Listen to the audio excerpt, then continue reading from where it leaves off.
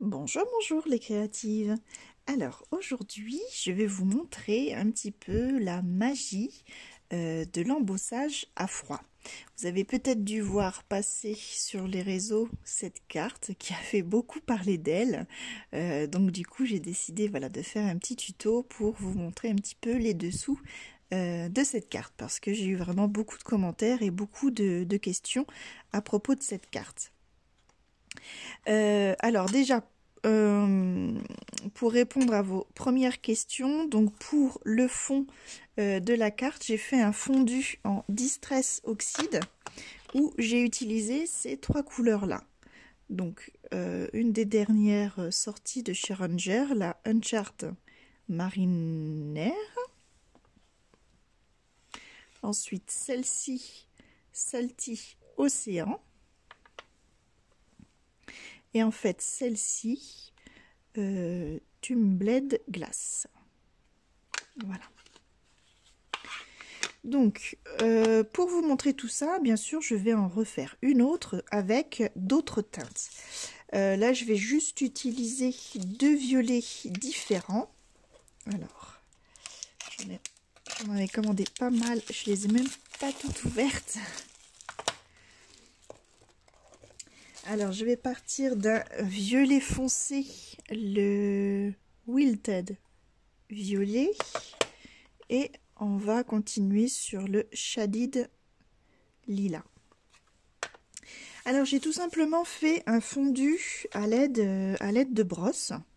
Voilà, de brosses comme celle-ci. Donc honnêtement, pas besoin d'utiliser une brosse par pad. Honnêtement, il faut juste bien la frotter soit sur son plan de travail ou sur un torchon pour évacuer le surplus d'encre. Et après, vous pouvez tout à fait l'utiliser sur un autre support. Hein. Vraiment aucun problème. Alors, je vais juste déjà rogner mes ongles.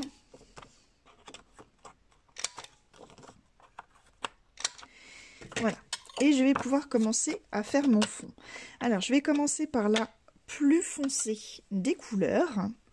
Je prends de la matière sur ma brosse. Je décharge d'abord un petit peu sur le plan de travail et je viens poser, voilà, en faisant des mouvements circulaires sur mon papier.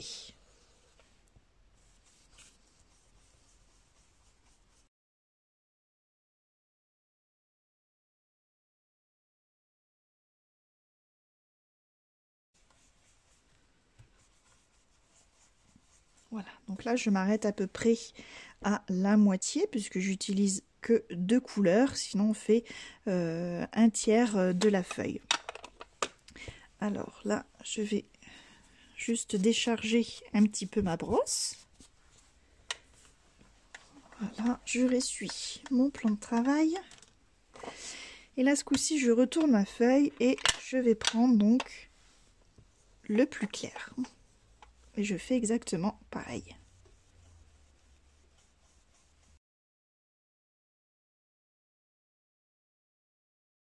Donc vous voyez que c'est une encre vraiment qui s'applique très très bien à la brosse. La Distress Oxide est vraiment géniale pour ça.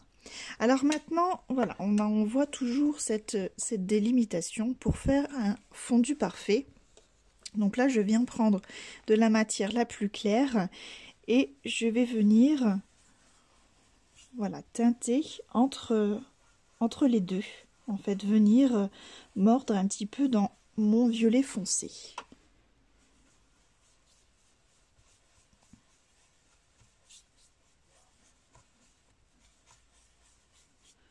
Voilà.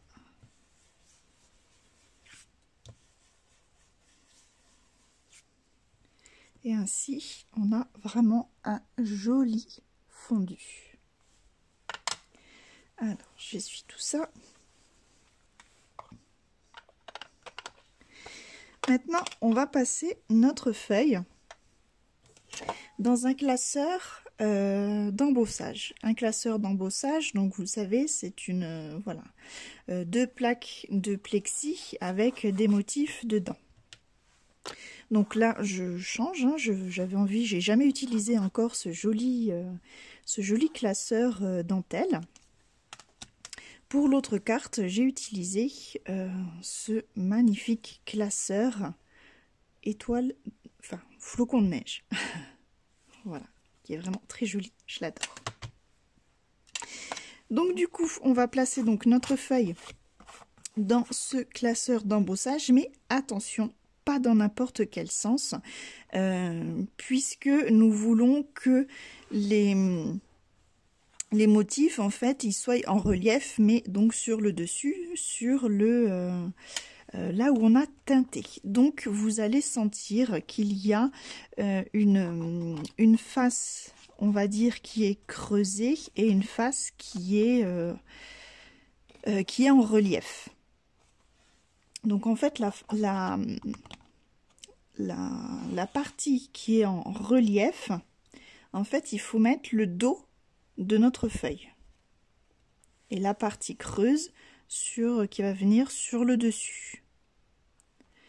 Voilà, je place ma feuille et là je le passe dans ma Big Shot.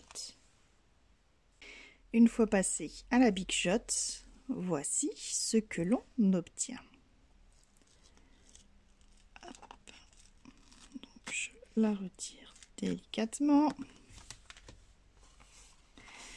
Voilà, notre relief est imprimé. Pour pouvoir faire ressortir ce relief,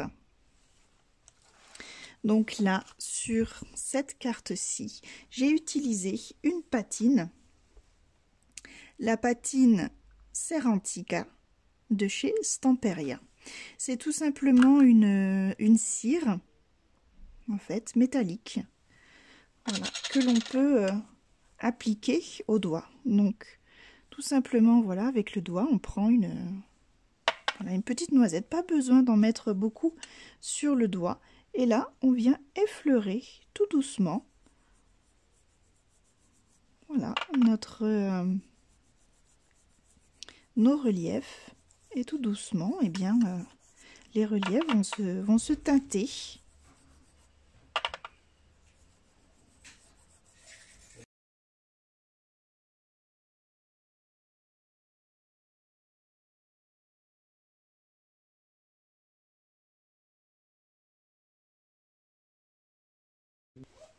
Voici le résultat pour la patine. Voilà, on voit vraiment le motif autrement. Il ne me reste plus qu'à faire une petite étiquette avec un sentiment et de la coller sur mon fond de carte.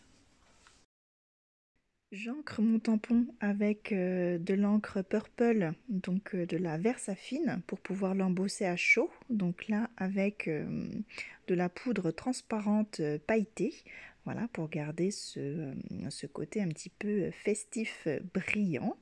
Voilà, donc tout simplement, je découpe voilà, en rectangle ce sentiment, je rogne les coins pour faire une belle étiquette et je viens repasser tout doucement, voilà, un petit peu de patine tout autour et un petit peu dessus, voilà, pour faire le rappel juste un petit peu teinté. Au dos, j'y colle une languette de mousse pour la mettre en relief, voilà, et puis un petit flot de satin, tout simplement. Voilà, vous savez que moi j'adore ça. Voilà, donc une petite pointe de colle au dos pour le maintenir. Voilà, rien de tel que le bloc acrylique. En attendant, voilà, je viens tailler donc le fond de ma carte et je viens coller mon décor dessus.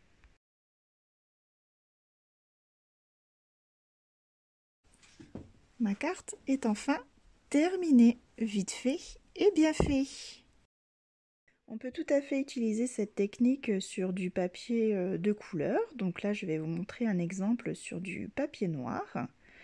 Voilà, que je viens d'embosser. Et j'utilise donc également cette même patine argentée. Voilà, donc là je patine tout le papier, voilà, qui va donner un effet un peu brillant. Voilà, ça donne un autre genre, ça ressort différemment, mais c'est tout aussi joli. Voilà, donc j'ai choisi noir pour bien faire ressortir la patine argentée sur du papier blanc. Voilà, je trouve ça super joli. Je vais vous montrer autrement sur du papier blanc, puisqu'il existe de la patine plusieurs couleurs, et là j'en ai une donc d'un bleu turquoise, donc sur le blanc, comme ça permet de bien vous montrer la teinte de cette patine. Donc j'insiste bien, voilà, sur toute la carte, comme ça colore également le fond et les motifs, voilà, suivant comment ils sont embossés. Voilà, donc ça donne un autre genre. Voilà, de quoi vraiment s'amuser avec tout ça. Voilà, donc d'autres façons d'utiliser la patine. Merci d'avoir suivi cette vidéo. J'espère qu'elle vous a plu et surtout qu'elle vous a inspiré pour de prochaines créations. N'hésitez pas, si ce n'est pas déjà fait, à vous abonner en cliquant juste ici pour ne pas louper les tutos à venir. Je vous fais des gros bisous et à bientôt les créatives. Bye bye!